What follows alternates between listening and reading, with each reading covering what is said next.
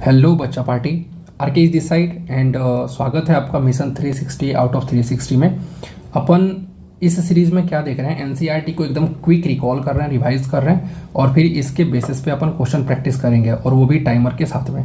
तो जो अपना पहला लेक्चर हुआ था उसमें अपन लोगों ने इन 3 सब यूनिट्स को, सब टॉपिक्स को कवर किया था, जिसमें what is cell, cell theory and overview of the cell देख चुके हैं। अगर आपने नहीं देखा ना, वो आपके लिए मस्ट वॉच वीडियो है, क्योंकि 15 मिनट के अंदर में अपन लोगों ने वो रिवाइज किया है जो एनसीईआरटी ने प्रॉपर तरीके से मेंशन कर रखा है और वो एग्जाम में आते हैं, रिपीटेडली आ चुके हैं, प्रीवियस ईयर में आ चुके हैं।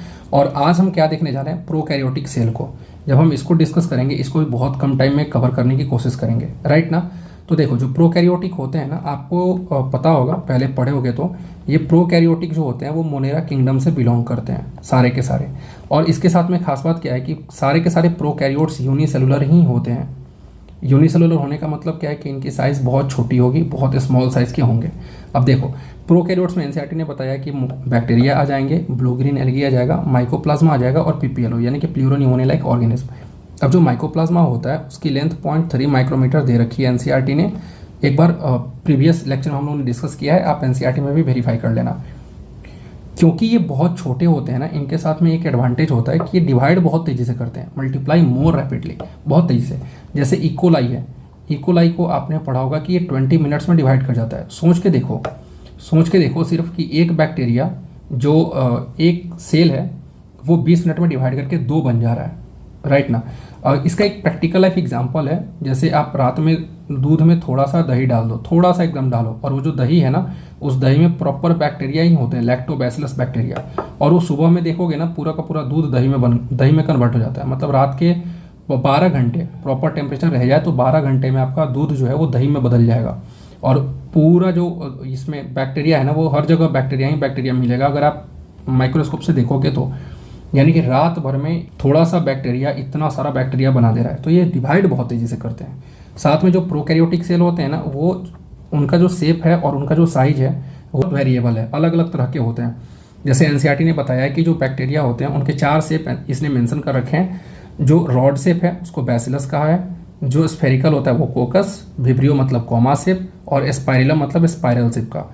प्रोकैरियोटिक सेल जो फंडामेंटली होते हैं ना, वो सब सिमिलर होते हैं, चाहे बैक्टीरिया हो, ब्लू ग्रीन एल्गी हो। ब्लू ग्रीन एल्गी का दूसरा नाम साइनोबैक्टीरिया होता है, अगर आपको पता हो तो। और ये पहले ऐसे धरती पे ऑर्गेनिज्म थे जिन्होंने फोटोसिंथेसिस किया था और फोटोसिंथेसिस करके ऑक्सीजन प्रोड्यूस किया था, एम आई राइट। तो उसके बाद में जो फंडामेंटली होते हैं सब के सब सिमिलर ही होते हैं। और देखो आगे, प्रोकैरियोटिक सेल है, ये बात तो सही है, लेकिन इसके साथ में कुछ कुछ फंडामेंटल चीज़ें, जैसे सब में सेल वाला पाया जाता है, ठीक है। एक्सेप्शन है एक माइकोप्लाज्मा में एक्सेप्शन है कि उसके अंदर में सेल वाल नहीं पाया जाता है।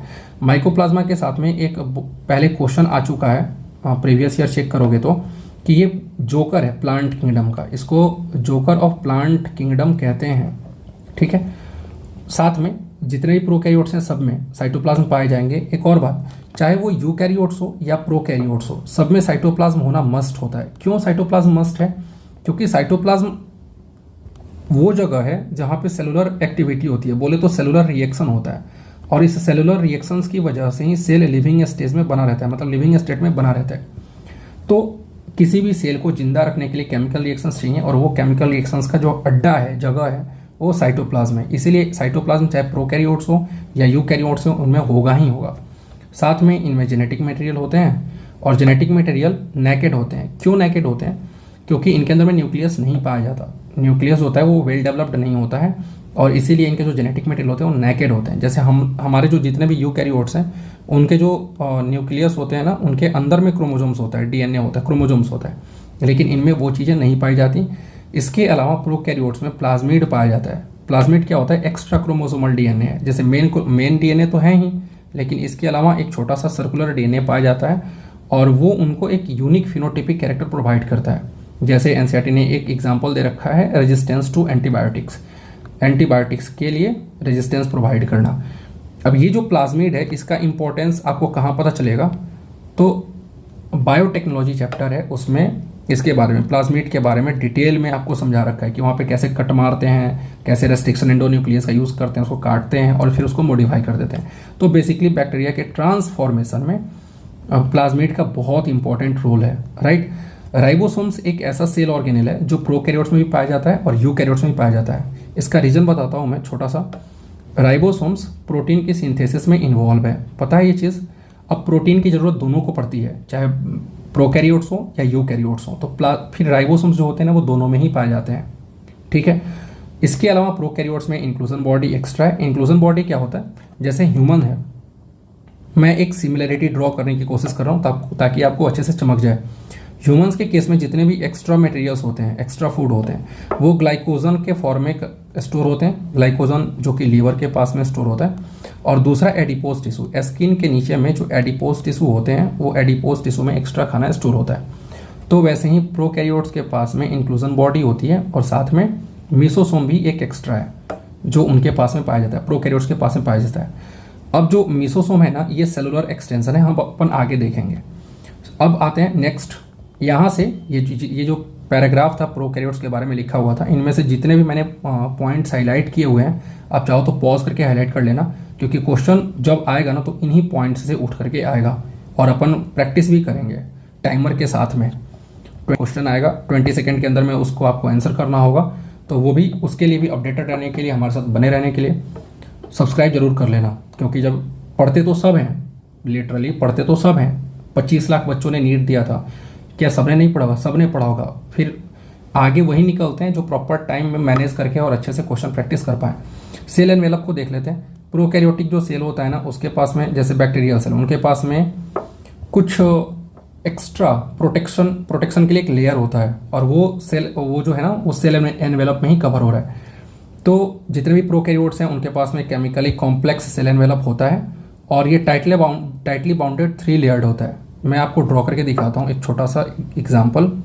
मान लो ये एक सेल है, तो ये बाहर जो होगा, इसके अंदर में एक और होगा, और फिर इसके अंदर में एक और आएगा। जो ये सबसे बाहर है, इसके सबसे बाहर में जो है ना, ये दिस इज ग्लाइकोकैलिक्स। इसके अंदर में दिस इज सेल वॉल, ये जो है ये सेल वॉल हो जाता है, और सबसे अंदर में होता है सेल मेम्ब्रेन।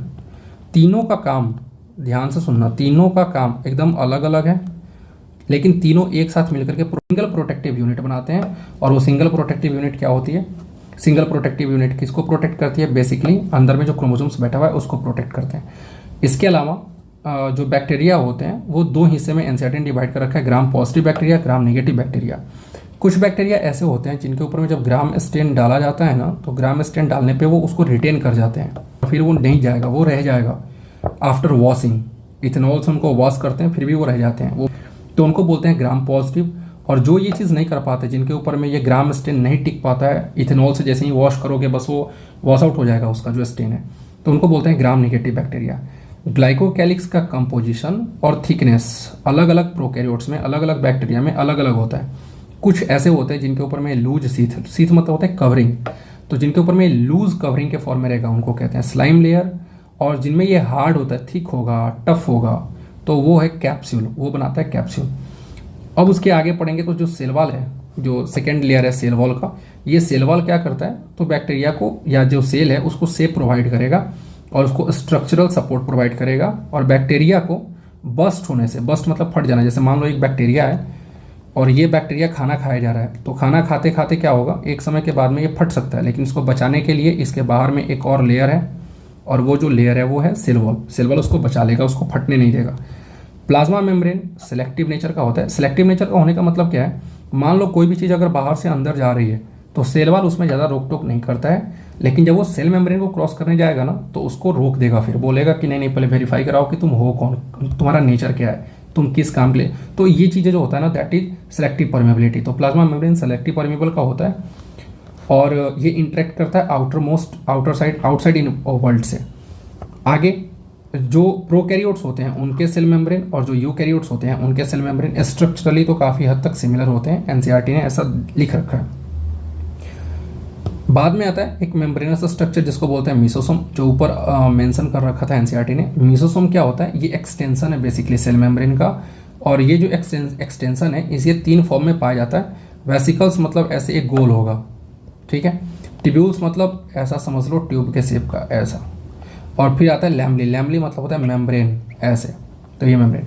उसके बाद में जो सेल वॉल है ना, ये बेसिकली जो मीसोसोम होता है ये कुछ काम करता है, जैसे सेल वॉल बनाना, डीएनए के रेप्लिकेशन में हेल्प कर देगा, उसके डिस्ट्रीब्यूशन में हेल्प कर देगा। जो डॉटर सेल्स होते हैं जब सेल डिवाइड करेगा तो सेल के डिवीजन में हेल्प कर देगा। और एडिशनली उसका जो काम है दैट इज रेस्पिरेशन, उसका सिक्रीशन, और सरफेस एरिया बढ़ाता है एंजाइमेटिक एक्टिविटी के लिए। आगे आते हैं साइनोबैक्टीरिया। साइनोबैक्टीरिया बोले तो ब्लू ग्रीन एल्गी। मैंने आपको जैसे बताया कि जो ब्लू ग्रीन एल्गी होते हैं ना, ये फोटोसिंथेसिस कर पाते हैं, और पहले ऐसे धरती पे बैक्टीरिया था जिसने फोटोसिंथेसिस किया था और ऑक्सीजन इवॉल्व किया था, साइनोबैक्टीरिया ने। तो साइनोबैक्टीरिया को फोटोसिंथेसिस करने के लिए कुछ ना कुछ तो पिगमेंट्स चाहिए ना, जैसे हमारे जो ग्रीन प्लांट्स होते हैं उनके पास में होता है ना क्लोरोफिल ए, तो वैसे ही इनके पास में भी कुछ पिगमेंट्स होते हैं, और वो पिगमेंट्स रखे होते हैं क्रोमेटोफोर्स। ठीक है, अब आगे बैक्टीरियल सेल जो होते हैं ना, वो मोटाइल भी हो सकते हैं और नॉन मोटाइल भी हो सकते हैं। मोटाइल होने का मतलब चल फिर सकना, मतलब कहीं मूवमेंट कर पाना। तो अगर मूवमेंट कर पाएंगे, अगर वो मोटाइल नेचर के होंगे, तो उनके पास में फ्लैजिला होता है जो कि थीन होता है, और फिलामेंटस एक्सटेंशन है। फिलामेंट मतलब होता है धागा जैसा ऐसे बाहर, तो ये उनमें पाया जाता है। और जिनमें नहीं, जो मोटाइल नहीं होंगे उनमें ये नहीं पाया जाएगा। बैक्टीरिया जो होता है ना, उसमें फ्लैजिला के नंबर और फ्लैजिला का अरेंजमेंट वो डिफरेंट हो सकता है। और फ्लैजिला जो होता है ना, उसमें 3 बेसिक चीज़ें होती हैं। एक तो बेसल बॉडी, दूसरा फिलामेंट, और तीसरा हुक। तो जो सबसे नीचे में होता है वो बेसल बॉडी, फिर हुक होता है, और लास्ट में फिलामेंट होता है। फिलामेंट बाहर की ओर निकला हुआ रहता है। तो एनसीईआरटी ने लिखा भी है कि फिलामेंट जो होता है ना, वो लॉन्गेस्ट पोर्शन है और एक्सटेंड होता है सेल सरफेस से, वो बाहर की तरफ में दिखेगा। इसके अलावा बैक्टीरिया के पास में 2 और स्ट्रक्चर होते हैं, पिलाई और फेमरी हो सकते हैं बेसिकली। जो पिलाई होता है वो जेनेटिक इन्फॉर्मेशन को, जेनेटिक मटेरियल को, जैसे एफ फैक्टर को ट्रांसफर करने में हेल्प करता है, और ये ट्यूबुलर होता है। ठीक है, और जो फेमरी होता है ना, वो हमारा जैसे ब्रश होता है ना, ब्रश के ऊपर में ऐसे छोटे छोटे लगे होते हैं, तो वैसे ब्रिस्टल लाइक होता है। और ये बैक्टीरिया को अटैच होने में कहीं सरफेस से या फिर होस्ट के टिश्यू से, उससे में हेल्प कर देता है। लास्ट आ रहा है इसमें पॉइंट, जो सब टॉपिक्स है that is ribosomes and inclusion body. जो राइबोसोम्स होता है, यहाँ पे बहुत इंपॉर्टेंट बात सुनना, जो प्रोकैरियोट्स होते हैं उनमें जो राइबोसोम्स होता है वो प्लाज्मा मेम्ब्रेन से अटैच होता है। यूकैरियोट्स में अगर आपको याद हो तो RER यानी कि इंडोप्लाज्मिक रेटिकुलम से भी अटैच होते हैं, साथ में क्लोरोप्लास्ट में भी पाए जाते हैं, और माइटोकॉन्ड्रिया में भी पाए जाते हैं। यहाँ पे एक ट्विस्ट है, थोड़ा सा सुनना, समझ में आएगा। बैक्टीरिया के अंदर में, यानी कि प्रोकैरियोट्स के अंदर में जो राइबोसोम्स पाए जाते हैं उसकी साइज 15 नैनोमीटर 20 नैनोमीटर तक होती है। और ये जो होते हैं ना, ये 2 सब यूनिट से मिलकर के बने होते हैं। छोटी सब यूनिट 30S और जो बड़ी सब यूनिट्स होती है वो 50S, और दोनों मिलकर के जो बनाते हैं दैट इज 70S। ठीक है, तो प्रोकैरियोट्स में 70S राइबोसोम्स पाया जाता है। 80S राइबोसोम्स पाया जाना यूकैरियोटिक का कैरेक्टरिस्टिक फीचर है, 70S प्रोकैरियोट्स का। लेकिन यूकैरियोट्स के अंदर में 70S पाया जाता है कहाँ कहाँ पे? क्लोरोप्लास्ट में, और दूसरा आता है माइटोकॉन्ड्रिया में। अब एक चीज़ ध्यान सुनना, साइंटिस्टों को जब पता चला था ना कि क्लोरोप्लास्ट के अंदर में 70S है और माइटोकॉन्ड्रिया के अंदर में भी 70S राइबोसोम है, तो यहाँ से समझ में आया था कि जो यूकैरियोट्स है ना, वो प्रोकैरियोट्स से ही आए हुए हैं। क्योंकि अगर यूकैरियोट्स में नॉर्मली 80S पाया जा रहा है, 80S राइबोसोम्स होते हैं, लेकिन क्लोरोप्लास्ट में और माइटोकॉन्ड्रिया में 70S, तो ये आए कहाँ से? और देखा गया तो बैक्टीरिया में तो पाए जाते हैं ये 70S। तो यूकैरियोटिक सेल के अंदर में 70S का पाया जाना, ये एक इवोल्यूशन निशानी है बेसिकली। ठीक है, अब सुनना, जो राइबोसोम्स होते हैं ना, जैसे RNA होता है 4 तरह का, tRNA, mRNA, tRNA, mRNA, snRNA और hnRNA, ये 4। अब इन 4 में जो mRNA है ना, mRNA मतलब होता है मैसेंजर RNA। DNA से RNA बनता है by the process of transcription. तो ट्रांसक्रिप्शन से जब RNA बनता है तो वो mRNA होता है। अब mRNA के ऊपर में कोड लिखे रहते हैं, इन कोड के ऊपर में आकर के अटैच होता है राइबोसोम। अब जब राइबोसोम इनसे आकर के अटैच होगा ना, तो ये प्रोटीन सिंथेसिस करवा देगा। ठीक है, इसीलिए राइबोसोम जो होता है वो प्रोटीन सिंथेसिस में बहुत एक्टिवली इन्वॉल्व होता है।